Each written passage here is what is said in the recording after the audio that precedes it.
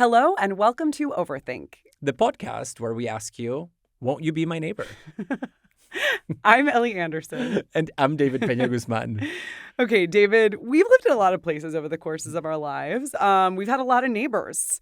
Tell me about a neighbor experience that you've had. During grad school, you know this. Okay. I lived in the attic of my dissertation advisor. Oh, yeah. Yeah. So our professor from Emory University, Cindy Willett. Whom we've interviewed on Overthink before. Yeah, she's been with us. She's great. She lives in this beautiful home in Atlanta near the Emory campus. It is sitting on goals. It's so beautiful. It's like a quarter of an acre of land or something like. I don't really know acres or measurements of land. It's on a beautiful big plot of land. Yeah, it's a big chunk of land. Lots of trees. And also a little river that runs through the front yard. And so when I was moving to Atlanta for graduate school, I was looking for housing. And it was very difficult because I was doing it from Reno, Nevada as an undergrad. And so I didn't know exactly how to secure housing. I had never secured housing on my own either because I lived in the dorms before that. And it so happened that by serendipitous circumstances, she was looking for somebody to move into her attic. She turned her attic into a real apartment. It was not just an attic. Yeah. And so for several years, I lived above her in her house. And so it meant that I had this blurred relationship with her where she was my teacher and later my mentor, but she was also my landlord and my neighbor at the same time. You had your own kitchen and bathroom. This was before we met each other. You'd already moved to the weird apartment in Emory Woods, but with wonderful friends after that point. Okay, so you had your own kitchen, bathroom. Separate entrance, except that at some point I realized that our fireplace connected us to their living room. And so you could hear everything that happened in our apartment. And I really mean anything that happened in my apartment in her kitchen. Okay. And similarly, I could hear whatever happened in her kitchen in my living room. Okay. And so it really gave us a sense of proximity and intimacy that was accidental and unexpected. Wow. But it was a wonderful time, except that by the time, at that time I lived with an ex. Yeah. We lived together in this apartment. And Cindy's daughter, when I announced to them that I was moving out because me and my partner were separating, her daughter, who I think was like 14 at the time, was like, I knew it was coming. I heard you. She heard all the fighting and all the disagreements and eventually the breakup. Oh my God. She had a front row seat. She did not need to watch TV. And I was she was just listening or podcast. Yeah. And it was like, girl, I've heard things too when your mother hasn't been home. So. But I love that idea that you just kind of had to pretend up to that point that you hadn't heard anything, right? Yeah, no, just like her staying up late and things like that. But this is something that I cherish, but also makes me think could have gone horrific had it been a different person as my neighbor. Totally. What about you? I want to hear one of your neighbor stories because you're right, we've moved a ton. Yeah. Well, since you gave one about Atlanta, I will also give one about our time in Atlanta. Do you remember that apartment that I lived in Ponce Highland on North Avenue? It was really cute. Yeah, with a gay. I had a few. I lived there with 3 different roommates. Yeah, I just remember there was a gay guy with really with a strong eyebrow game. Yeah, he had strong eyebrow game. Yeah, it was good. It was good. Adam loved him. I loved all my roommates there. But the apartment building has actually since burned down, which is very strange. Yeah. Oh, wow. So it was horrible. Yeah, no, it is horrible. I don't think there were any casualties, but still, very sad thing. Walls were really thin. And it was one of these buildings that looked beautiful from the outside, but kind of cheaply constructed, and the walls were super thin. And so I was on the 2nd floor of a 2-story building. So we were upstairs, and you could really hear what happened below, really hear what happened below. And there were a couple of girls who moved in who were probably around our age. This was when I was living there with Isa, whom you might remember. She's an Overthink listener, so shout out to Isa. So you better say something love nice. Isa. Yeah, love Isa. No, she's truly incredible. I have nothing bad to say about her. She and I were living together, and these 2 girls moved in who were probably like also kind of early to mid 20s, and they partied. They really partied.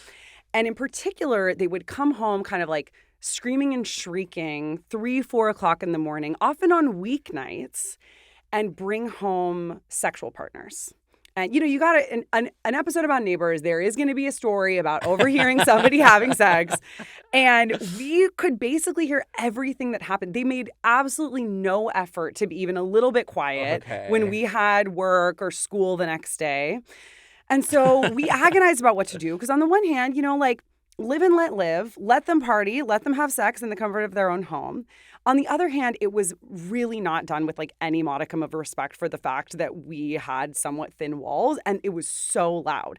So we decided to write a note to them, and it was kind of a respectful, short and sweet note, if I'm recalling correctly, just basically being like, hey, heads up, the walls here are pretty thin. We would appreciate if you could adhere to quiet hours or something like that. Had you ever spoken to them? We'd actually never even seen them. Okay. We kept pretty different hours. I would imagine. And so they then, we get a note under our door, and it's addressed to Pot. It's addressed to Pot. And we're like, okay, where is this going? And it was signed Kettle. So they're obviously calling the kettle black. The Pot was calling the kettle black. Oh, because you also were super loud sexually. So this is the thing. Their evidence, it was this total false equivalency where they were saying that the Pot was calling the kettle black because they could hear our footfalls. They could hear us walk around. And so I just had this really strong sense of injustice. I was so mad. They were like, you walk around and it's really loud. You have very heavy footfalls. And we were just like, that is not equivalent. And for our listeners who don't know Ellie personally, there is nothing that she hates more than a mild injustice. Oh, yeah. Any false mild injustice. False equivalencies. False equivalencies. Filed injustices. I hate them all. So, yeah, I mean, technically there is an equivalence here insofar as if the complaint is just noise, then who cares if it is originating in a sex act or in the falling of a foot through the act of walking. Of course. But there is also a false equivalence here insofar as one is happening at ridiculous hours of the night. Yeah. And one is inevitable unless you don't go anywhere. And so I kind of get your point, but I do think there's a little bit of hello, kettle, here is pot. Today we're talking about neighbors. How do relationships with our neighbors differ from other kinds of relationships? What does it mean to love thy neighbor? And to what extent should we aim to be a good neighbor? Ellie, we have a very peculiar relationship to our neighbors. We just established that. Aside from the sound complaints and the violation of city ordinances, just structurally, a neighbor is somebody that is an acquaintance, potentially even a stranger. Mm-hmm. It's somebody that you wave to outside of your house, maybe in the elevator, but somebody that doesn't really know you well and that you don't know well. At the same time, a neighbor is somebody that has a really powerful and unique access to your life, right? They know your routine. They see who comes and goes from your house. Yeah. They hear, as in my case, living with Cindy, what goes on in your house as well. And so they have a front row seat to your life. And so there is an interplay here of distance and intimacy that is really difficult to unpack. And I think this is especially true for people living in modern cities, especially in apartment buildings. So living in rural areas means you have less interaction with your neighbors. You might not see them at all, right? Because you have large distances between your homes. And if you live in a small town, then I'd say you're more likely to have stronger connections to your neighbors, especially if your family has lived in that town for multiple generations. But the urban condition of being a neighbor is roughly anywhere from complete anonymity to what the sociologist Mark Granovetter famously calls weak ties. And this is in his 1973 paper, The Strength of Weak Ties.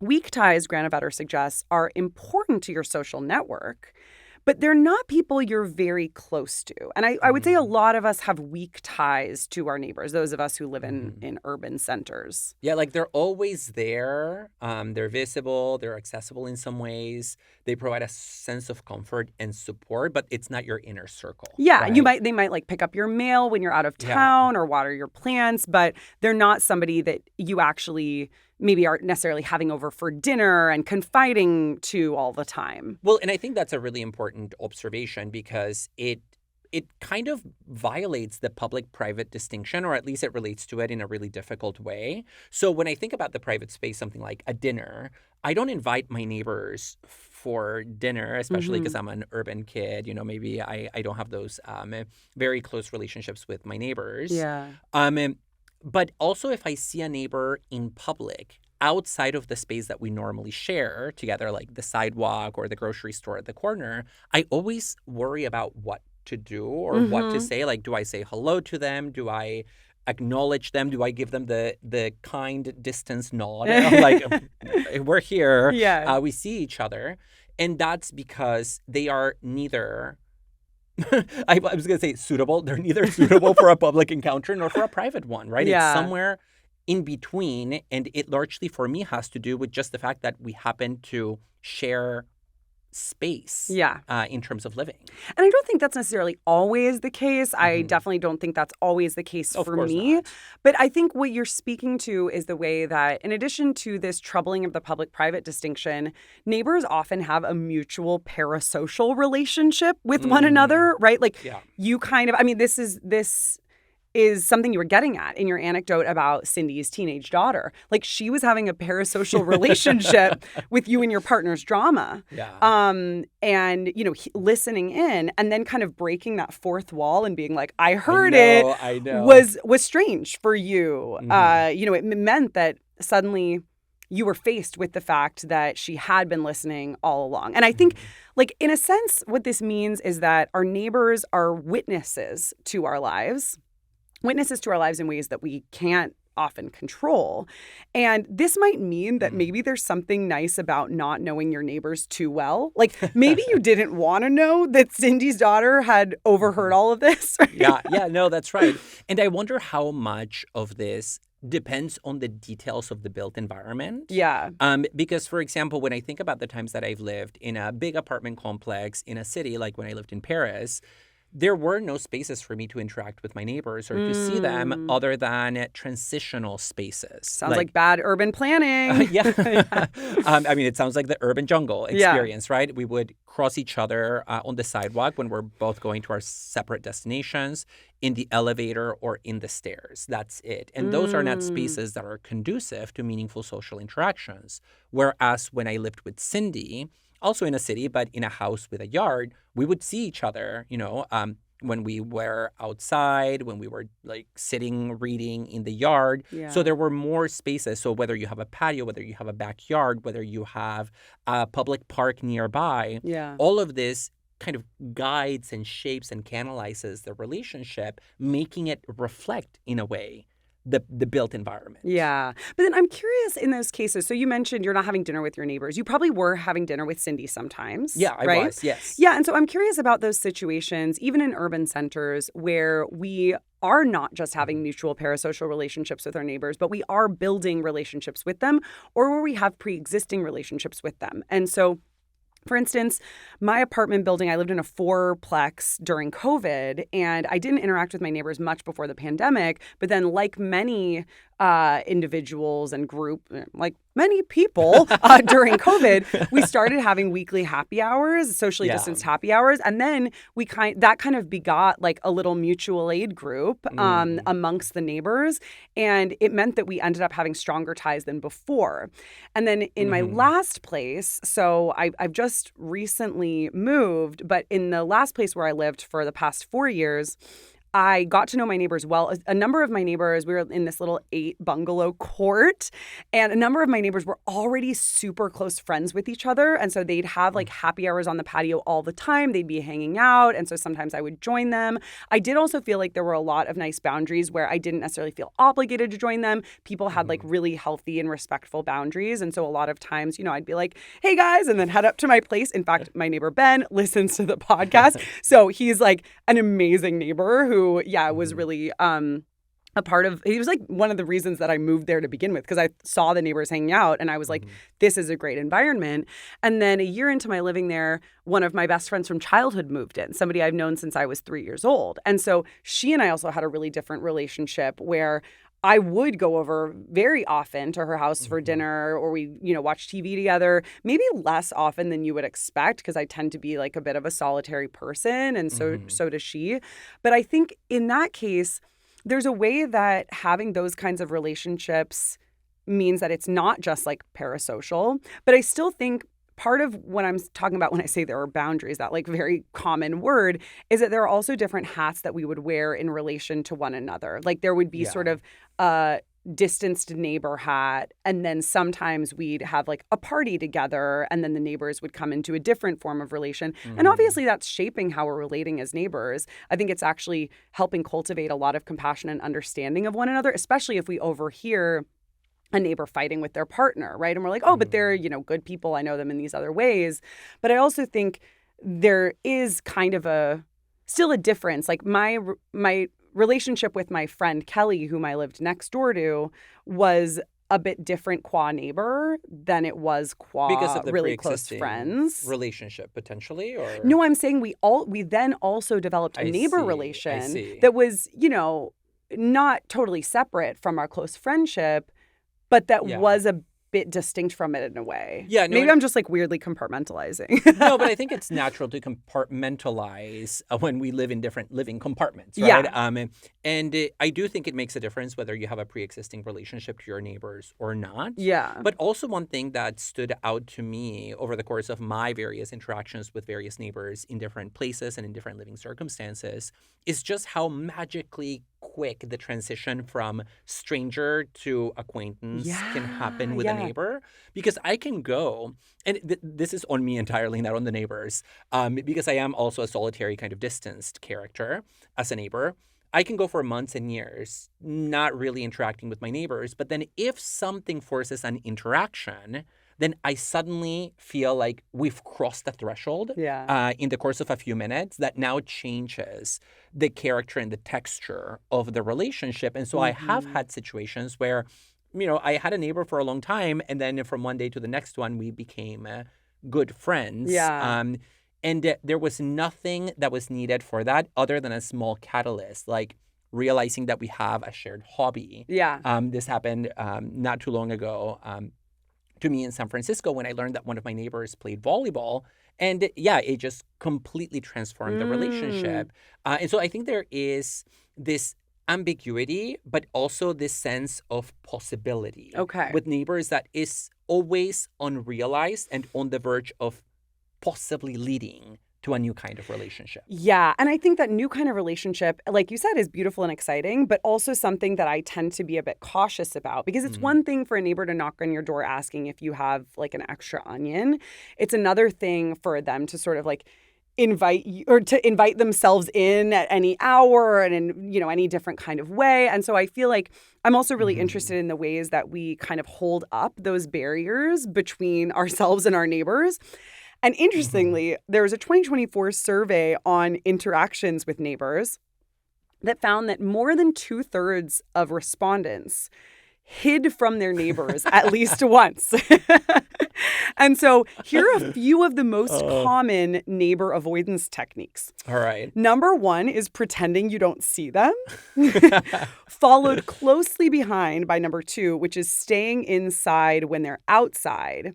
Number 3, acting like you're not home. That was one I used when I was studying abroad in Paris and singing extremely high. I was trying to hit a high C at midnight one night after choir. My neighbor knocked on the door he has a small baby, and I just was like pretending I'm not home, like as though he couldn't hear me. So those are a few of them. I'm kind of surprised by pretending you don't see them being number 1. No, that makes sense to me because that is my default mode of interacting with neighbors. Wait, what? Yeah, like where and when are you pretending not to see them? In the elevator? On the sidewalk, where it's like I will pull out my phone. Sometimes I know this sounds like something that we shouldn't do, but it is something that I do and that I've done. Okay. And so I will pull out my phone, or I will just magically be very interested in the leaves of the trees. Or I will be so lost in thought, kind of like Thales who fell into the well. And I'm looking up at the stars, philosophizing so Oh that I my don't look at God. them eye to eye. Oh my God. But I mean, part of the inner monologue that motivates that really weird behavior is that I worry that due to this strange parasociality, I won't know what to talk to them about, especially if we're not close. Yeah. So it's an anxiety of contact where Mm-hmm. it's like, okay, we live together or we live next to one another, but if we interact right now, it's going to feel like a very forced social interaction. What are we going to talk about? The weather? The It's a other classic neighbors? choice. I'd kind of rather just not. I'd rather skip that. And I here want to add that even though I do that, I also recognize that our neighbor relationships also have this power over us just by virtue of their duration. Okay. Because when you think about a neighbor, it's somebody that you've shared space with and shared concerns and cares with, sometimes for months, years, even decades. And so, Mm. especially when we're getting to the longer end of that duration, Yeah. the temporality alone forces an intimacy and a sense of mutual interest that is undeniable Mm-hmm. and that coexists paradoxically with the I'm turning my head to the side if I see you in Yeah. public. And that's what I find so fascinating about our relationship to neighbors, that it's Yeah. both of those things at once. Thankfully, I didn't live below or above the kettle girls for very long. But yeah, and I think, the duration that you're speaking of, it's reminding me of how long I've known like the neighbors from my childhood home for, and how they've seen me through so many different phases. But I want to think too about how the ethical and political views of our neighbors and their values really affect you. And so maybe less like in terms of the duration and more terms of like in terms of the breadth of their present values. But it sprang to mind because I have pretty different values than some of the neighbors from my childhood neighborhood. But they're still meaningful people to me. And so here's what I'm thinking. I think the values of your neighbors in some ways affect you less than the values of the people that you choose to be close with, but in some ways affect you more than the values of those people. How so? Okay. How so? So, for instance, if I'm not having dinner with my neighbors frequently, their ethical and political views aren't likely to come up. They're not ones that I'm going to have to converse with them about, right? Like At the elevator. Like I've had a neighbor whose TV watching habits I would see, and who had was watching some pretty scary right-wing podcast bros. And luckily those watching habits didn't really affect me. Whereas if I were close friends with that person, that would be bound to come up. That would be uncomfortable. We would kind of maybe have to talk about it or change our relationship. It does not matter to me at all that my neighbor was watching those videos. Yeah.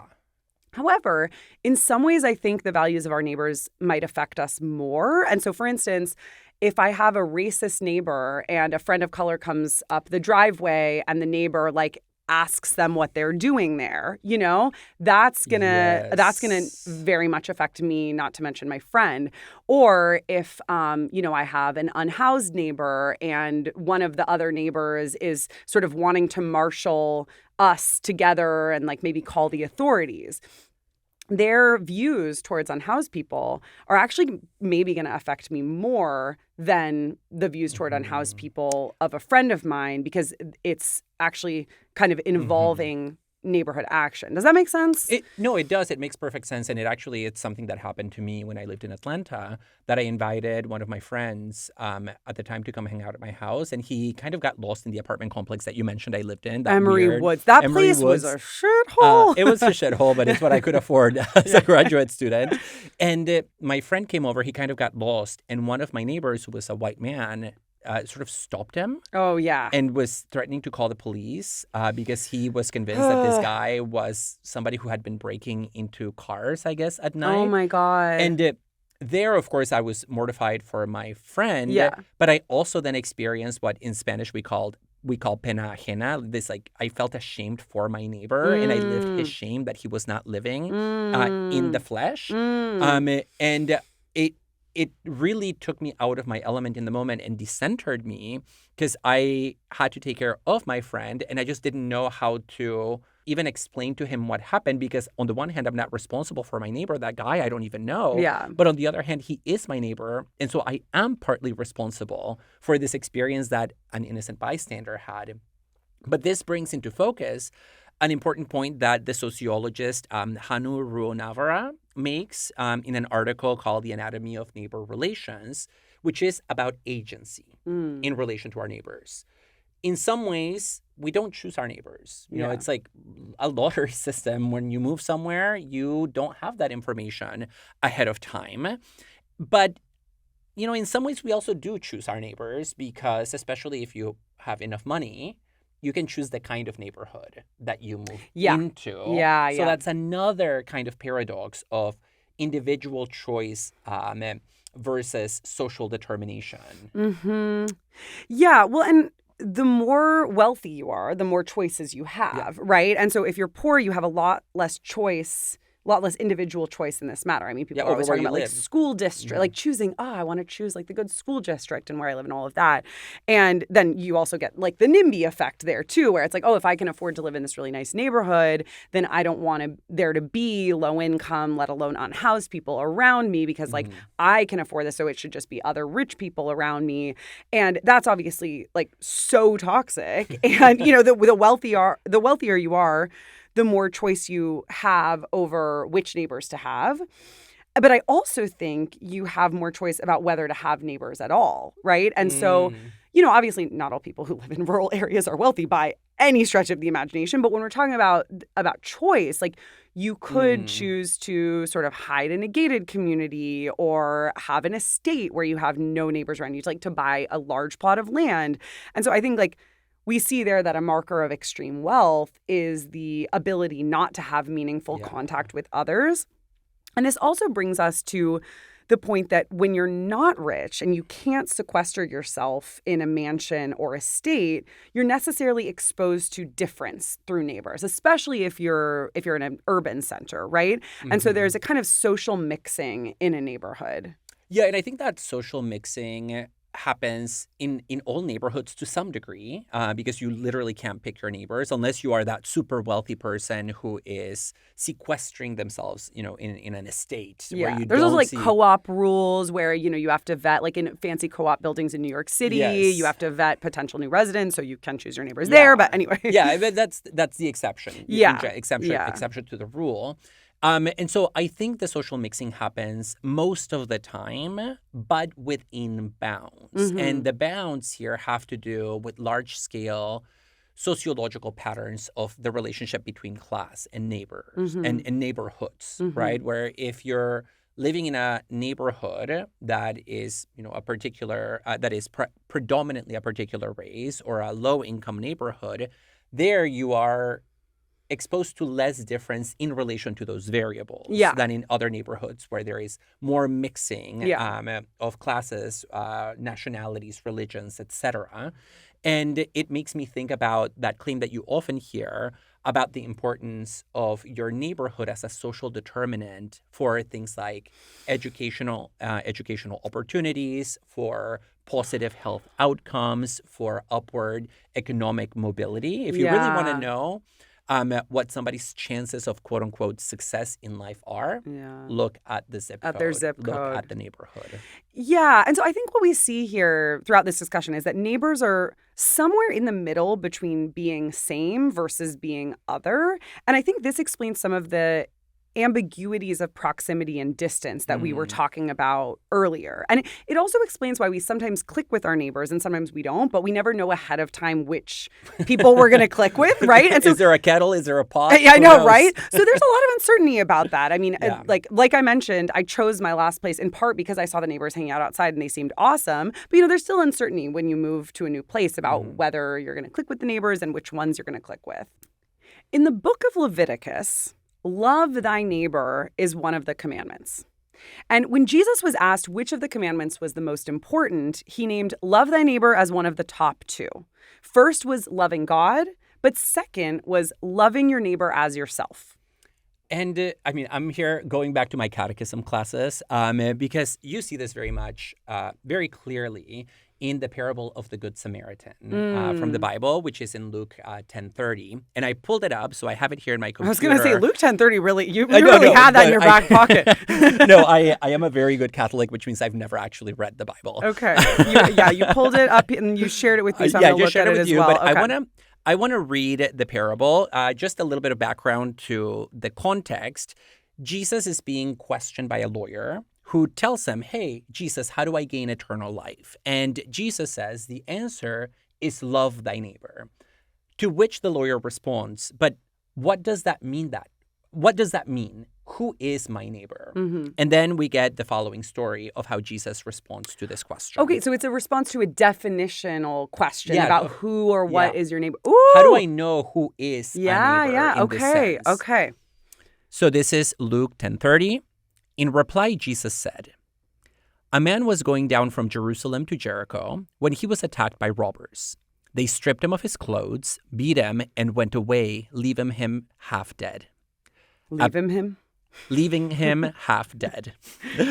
A priest happened to be going down the same road, and when he saw the man, he passed by on the other side.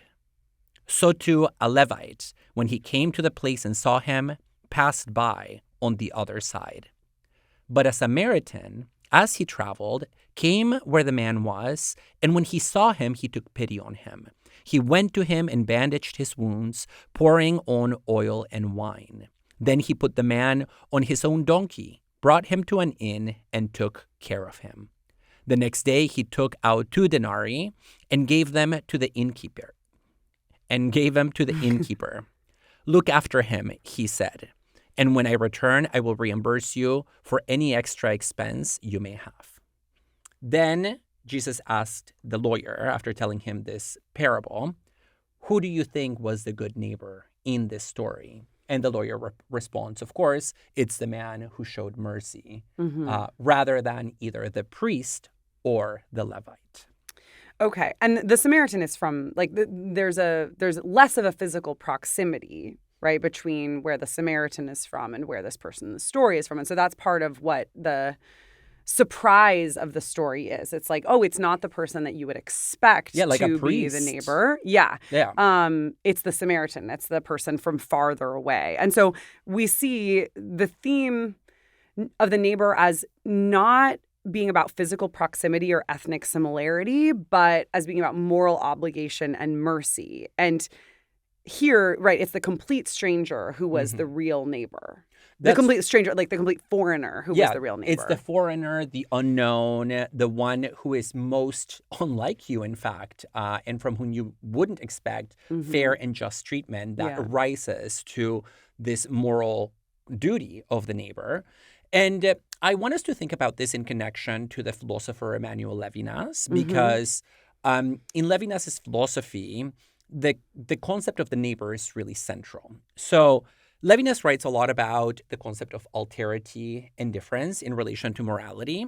And he talks about the radical alterity of the other, like in the case of the Samaritan. The fact that when I encounter another person, another being, that other being is so radically unlike me that I will never be able to capture who they are, their essence, their meaning, their significance, with any concepts, with any ideas, with any preconceptions that I bring to the table.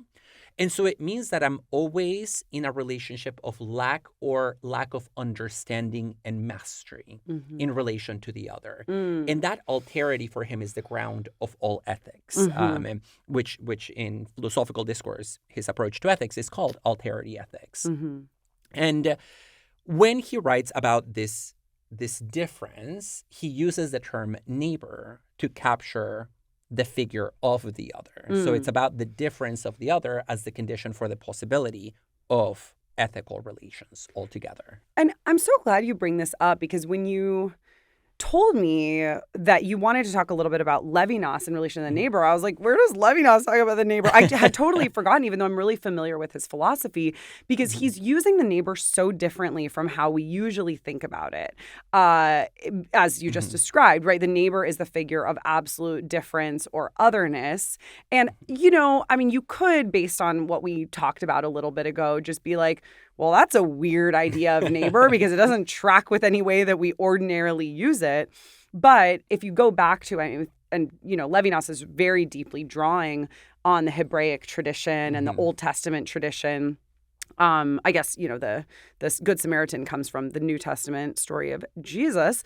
But still, I think there's the sense that the ethical obligation doesn't require any similarity, shared values, feelings of compassion toward the other, or even a sense of duty. Exactly. It's really just like a sheer response to the presence of the other, or what Levinas sometimes calls the face. Yeah, the face of the other, as he puts it, for example, in his book, Otherwise Than Being, is that when I encounter another, I encounter their face, which by that he doesn't mean literally their eyes, nose, and mouth. Yeah. He means who they are. Yeah. And he says that in my encounter with the face of the other, I see that the face of the other already has inscribed within it the commandment, thou shalt not kill. And so Levinas is trying to ground ethics in the phenomenology of intersubjectivity. And that is sort of his critique of theological conceptions of morality, where the commandment, thou shalt not kill, or love thy neighbor, is not something that we get from a divine source. It's something that we get from our relationship with other people. And it's just something that we see there in the flesh the very moment that we look at the face of the other. Yeah, and I think one response you sometimes hear to this view that Levinas articulates is like, okay, but how helpful is this from a day-to-day perspective, right? If I'm just responding to the sheer alterity of the other, rather than being like, hey, that political flag that you have that I really disagree with, that's inching on my lawn, is pissing me off, or like you're parking in my parking spot. It doesn't seem evident how Levinas's framework can really help us with those day-to-day interactions. He thinks that communication and justice are sort of downstream of our ethical relations. And so I'm curious sort of what response you have to that. I ask in part because I was really enamored of Levinas's ethics when I was a grad student. And then by the end of grad school, I had sort of fallen out of love with it. And I think there's a lot of great stuff in Levinas, but I'm just like, I find myself bumping up against the idea that his ethics is just sort of overly abstract to be helpful, even if it's grounded in this phenomenology of, being faced with another person. Yeah, so I might agree with the claim that it's not a guide for how to interact with people who are, encroaching upon your space and for dealing with literal neighborly conflicts and relations. But I do think it's a way of orienting ourselves morally in the world and to see other individuals as more than we could ever imagine them to be. Yes. And to ground respect for them and, in a sense, a kind of moral servitude toward them, because there's a passivity that is emphasized in Levinasian ethics in the fact that they are beyond my reach. And so for Levinas, my first encounter with the face of the other is always somewhat of a trauma. It's not like I'm encountering a friend that I recognize. It's not a positive encounter. It's something that ungrounds me, that unsettles me, and that in doing so opens up the possibility for ethics. And so I would say that it's not a practical guide for ethical interactions, but it is a condition, a phenomenological condition of possibility for those relations. So it's deeper than the practical day-to-day interactions. Yeah, and that, I think, you mentioned the unsettling, I think is important to this. I'm just having a look back at some of what he says about the neighbor in Otherwise Than Being. You probably know this already, David, but I have so many issues with the Alfonso Lingus translations of Levinas, but I'm going to be reading from it now. I don't have any marginal notes correcting the translation in this paragraph, so we'll just go with it here. But he says, the neighbor concerns me before all assumption, all commitment consented to or refused. refused. I am bound to him. Him who is, however, the first one on the scene, not signaled, unparalleled. I'm bound to him before any liaison contracted. So what he's saying is that I don't enter into a relationship with the neighbor based on a sort of mutual agreement. Rather, I find myself always already bound to them. And he goes on to say, the neighbor assigns me before I designate him.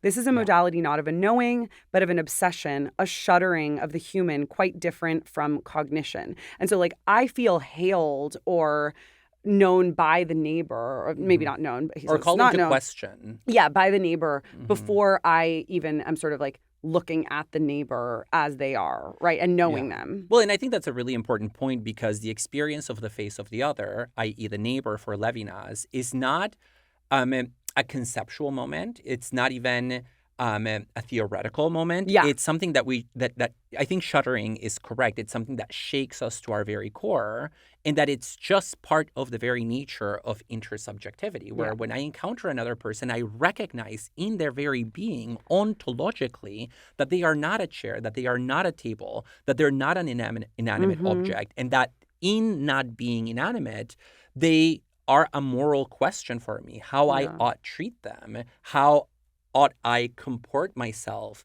in their presence. And I really like the way the philosopher and sociologist Anna Strand talks about our relationship to the neighbor in Levinas, because she has this reading of Levinasian philosophy where she says that our relationship to the neighbor is a relationship of proximity for Levinas, because there is an encounter. But the proximity in question is not spatial. It's rather a movement where I feel pulled toward the neighbor. That's what you were alluding to with the notion of interpolation or feeling addressed by the neighbor, where I am being pulled toward the neighbor morally.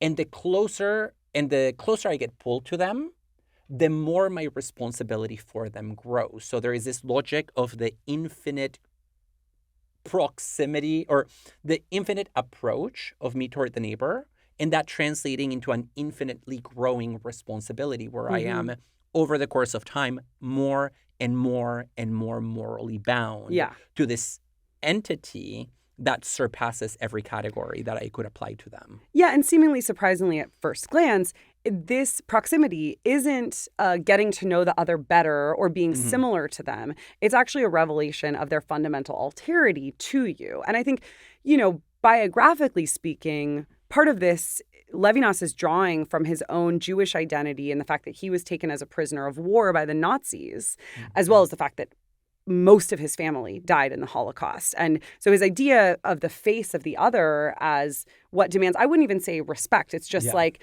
a response, because respect is too Kantian coded. But that's his response to the Holocaust, because he thought the Holocaust represented the most brutal violation of alterity. And I would say also of proximity, right? It's a denial of proximity and a violation of alterity. This refusal to recognize the otherness of the other and to respond to the otherness of the other. Yeah, and I think that failure is seen in the instrumentalization of life in the Holocaust, right? That what the Nazis did was not just reduce the other to the image that they had of them, but that they reduced other living beings all the way to the status of non-living entities or inanimate objects that could be disposed of at will. And so the failure is a failure of ethics on an ontological level. They failed to see the face of the other. They failed in this most fundamental ethical sense. And I want to say here also in terms of, now I'm thinking about your question earlier about, how helpful is this in terms of the practical day-to-day versus a more general ethical reorientation in our mode of ethical being, that Levinas has two different terms available to him for thinking about neighbors. In Romance languages like French, Spanish, and Italian, there are two terms for neighbor. There is a term for a literal neighbor, like somebody who literally lives next to you, like your friend. Voisin. Voisin in French or vecino in Spanish. And then Oh, there's like vicinity. vicinity. Whoa, I never realized that. Cool. Yeah. Okay. And there's another term for referring to a neighbor in the moral, religious, spiritual sense of the term as a fellow human being, which is the sense in which it's used in the love thy neighbor commandment. And in French, that term is prochain. In Spanish, it's prójimo, and it means like the other person with whom I share the world. Yeah. Like And the so, next to or close to, rather. yeah, and so I think this linguistic distinction, which unfortunately doesn't exist in English we just have the one word, neighbor, so we can't recognize that important difference. Levinas's philosophy is oriented toward the prochain, not the voisin. Yeah. And so it's not an ethics for voisinage, for like living with other people in physical space. It's not an ethics for the kettle girls. Yeah, it's an ethics of, as you said, call and response in the face of radical alterity. We've talked about how Levinas's ethical philosophy is a philosophy of the prochain rather than the voisin. But I think it's important to recognize that although we should ask what our ethical duties are to the religious sense of the neighbor, we also should ask what our ethical duties are to literal neighbors. So what are our ethical duties to the voisin? To our voisin. Okay, great. Yeah. So I think this is tricky for a number of reasons, and for a number of reasons that we've already discussed. One is the fact that many neighborly relations are at least somewhat parasocial in nature. I think it's also tricky in certain respects because some of our relations to our neighbors are mediated through rules and regulations, such as a lease, and so I could tell the kettle girls, hey, there are quiet hours between this time and this time. And then they, could illegitimately respond, well, you're allowed to, right? And so I find the rules and regulations governing neighbor relations actually to be really helpful in certain regards. It's what allowed me, I used to live next door. I think I've talked about this in Overthink. I used to live next door to this just like egregious nursing home, just like the apotheosis of the evils of the American healthcare system. And they had deliveries at like crazy early times. This is definitely not the worst thing that they did at all, but it was what affected me most as a neighbor. And I was able to advocate for the changing of the times of the delivery by continually appealing to rules. So there's that. But then of course we get into the muddy gray areas of well, when our neighbor relations are not governed by rules and regulations, sort of what duties do we have? What can we expect of our neighbors in return? And also what happens when we do develop stronger relations with our neighbors, and how do we how do we thank them for things that they offer us if we're in situations of mutual aid, or how do we aid them in return? I think you're right to emphasize the messiness of those relationships because of all the ambiguities that we've talked about. To that, I want to add another source of messiness, which is the instability of the very concept of neighbor in this literal sense of vecino or vicinity. And I'm saying this largely through my experience living in San Francisco. If you follow the news cycle, you know that the thing that San Francisco gets targeted for a lot by the conservative national news media is the problem of unhoused individuals in San Francisco. And what I want to allude to here with this comment is that who counts as a neighbor in the literal sense is an open question. Because when I first moved to San Francisco, there are some clear candidates that just count by definition as neighbors, like the ones that share a wall with you. But there were also a number of unhoused individuals who lived in my neighborhood who I saw as neighbors. And I spent a lot of time wondering what my ethical duties were to them in particular, because they have very different needs. And even the relationship I have toward them cannot be equated to the relationship I have to people who live inside a home. And a lot of this came sort of crashing down morally for me one day when a woman who lived in my neighborhood and whom I had seen for about 2 years, I would say regularly. She lived in this corner a block away from my house. And I had a number of interactions with them. Sometimes I offered food. Sometimes I offered money. She came to request water at my house a couple of times. Such a good liberal, David. Oh, gosh. And I also had negative experiences with her Yeah. because she struggled also with mental health issues. She threatened me a few times. She spit in my direction multiple times. She threatened to come up and cut me one time. I But it's remember talking to you after that. That yeah, was not a fun experience. and then one day she disappeared from the neighborhood, and I Mm. never knew what happened to her. To this day, I don't, and it threw me into a minor moral crisis because I didn't know what I should do. Should I look for her? Should I have retroactively done other things, which is probably true in Yeah. any case. Yeah. But yeah, who counts as a neighbor? I'm still in the position of that lawyer Mm-hmm. in the parable of the Good Samaritan. Mm. How far is a neighbor? Yeah. Quite literally in terms of spatial distance. Yeah, and I think part of what is tricky when we're talking about unhoused neighbors is the question of the public and private distinction. And so, there are some people who want to say the public and private distinction itself is a creation of bourgeois capitalism that needs to be destroyed. But, we do live with a very real public and private distinction. And I think like strong social democracies that offer everybody, regardless of their status, a place to live are like, I think that's just like unequivocally a good thing, and we should be doing that, even if we ask broader questions about like whether we want to hold on to the public-private distinction. Because I think part of what happens with unhoused neighbors is that there's a carving out of a private space in what is designed to be a public space. And that can cause a lot of friction. I mean, we saw this a lot. I used to live in Echo Park in LA, and especially during COVID, there was a big proliferation of tents in Echo Park Lake. And that was challenging for a lot of neighbors because one of the few public spaces that people could use as parks, people were saying, well, now it's like somebody's living room or like somebody's bathroom or somebody's kitchen. And there was like a mutual aid kitchen that popped up, and there were some really exciting things that happened. But there were also some very real tensions around what people perceive to be the co-opting of public space for private space. Well, especially in cities where public space is so rare. Yeah. But it also is a question of priorities, right? Yeah. Is Yeah.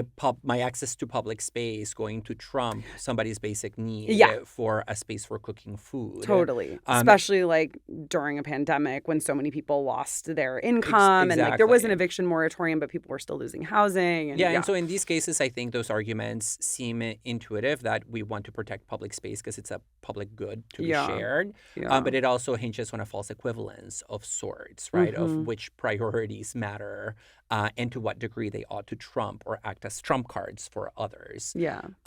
Now, aside from this, I want to add another possible kind of dilemma in relation to our neighbors and our ethical relationships and duties toward them. And this is also rooted in an experience I had in San Francisco where I heard scary noises in my neighbor's house, and I didn't know how serious they were. I didn't know what they meant. And so it brought up the question for me, how do I know when I intervene, if ever, in the life of my neighbor, in their privacy, or, in relation to their private life, by doing something like calling the police? And how also the other side of that coin is, how do I know when to enforce distance when maybe they are entering into my private life a little bit more than I want to? Yeah. And there's no clear answer to that. Well, and that also speaks to, this isn't rules and regulations, like this is the police state. And so, yeah, and I think especially, I struggled with this in Atlanta too, with it was the same apartment as the Kettle Girls, but it was a couple who lived there before the Kettle Girls. And I would hear them have like some pretty intense fights. And I did intervene once because I heard the woman like yell stop or no or something like that. And it was very clear that there actually like wasn't much that I could do. But then I remember asking a friend, like, should I call the police? And then she was like, well, you have to look into the jurisdiction around domestic violence, like the arrest laws, right? Because as I think we've talked about maybe in our discretion episode, or we read about it in the Barry Lam book. Yeah. About when do you arrest, when do you not, in cases of domestic abuse. Yeah. And, many states have laws that force you to arrest at least one of the people who's involved in like a domestic spat that a neighbor has called the cops to respond to. And so I think that also like raises really challenging questions too. Yeah. The intervention in some ways, it's easier to know because you can justify it based on the danger. Yeah. The enforcing a distance seems morally and socially more problematic because it almost seems like a violation of the spirit of neighborliness. Where it's like, oh, somebody's making an effort to get to know you and you're putting a stop to that. Yeah. Another very quick anecdote about this that also connects to the lack of clarity we have around who is a neighbor is another situation that happened outside of my apartment in San Francisco is when I heard sex workers sort of in a fight. And there it was both of those questions at once. It was, are they neighbors? Are they not? They work here regularly and I kind of know them.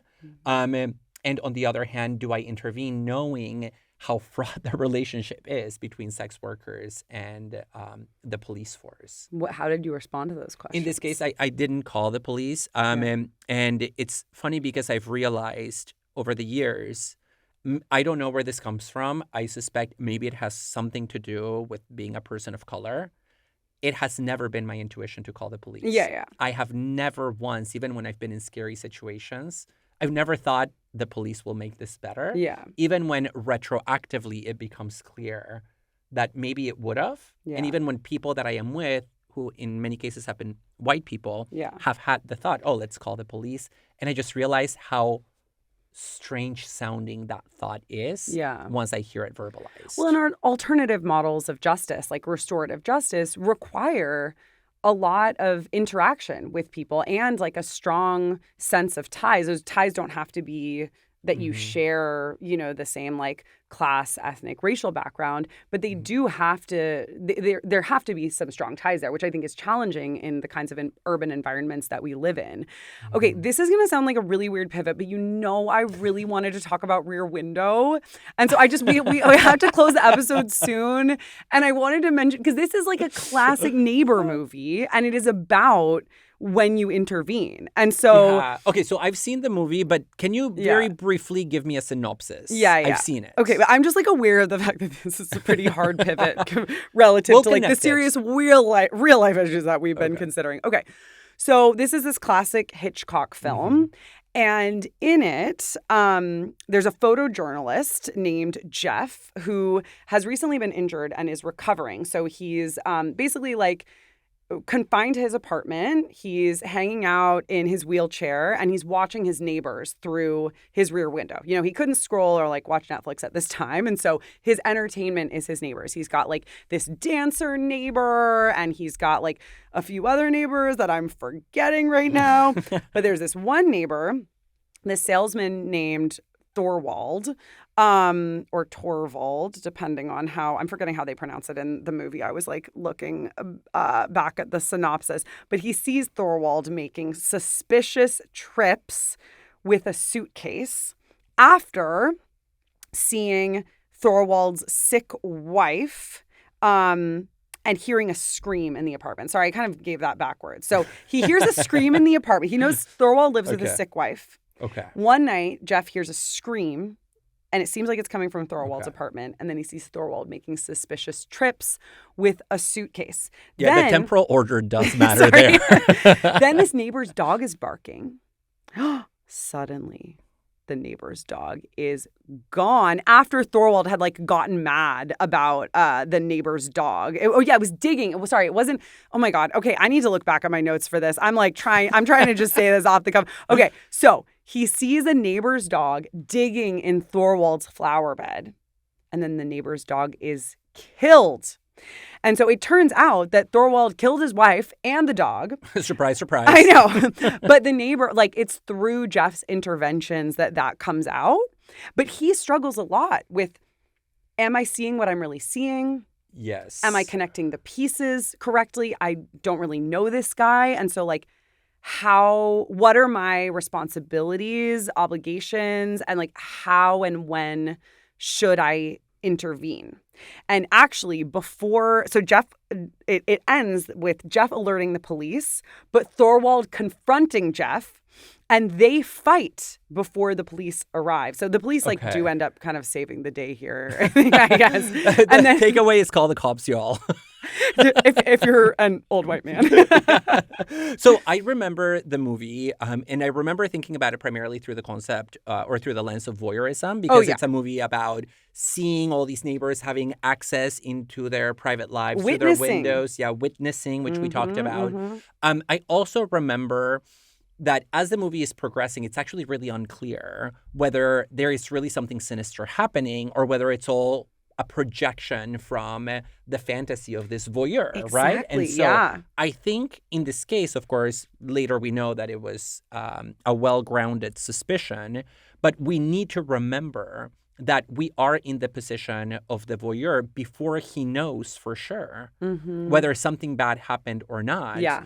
And I don't want to answer this story with an anecdote, but that acting on fragmentary knowledge happened to me in Paris when I had a neighbor who screamed very scary things to her children and her partner above me, to the point that me and my partner said, I think at some point we may need to call the police.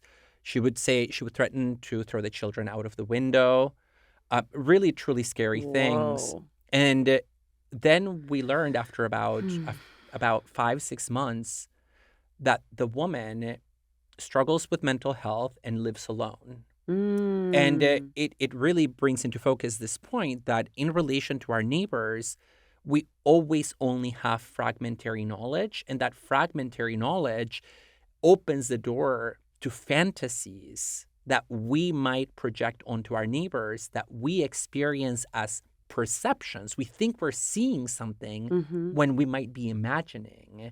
And I think remembering that is really important for thinking about, real life decisions. Like, do I call the cops? Do I make a complaint? Yeah. Do I, make Did you find out about this neighbor's condition through another neighbor? through another neighbor? See, that's an important piece of the puzzle, Yeah. right? Even though boundaries between neighbors are important, I think that broader network is so Yeah. crucial as well.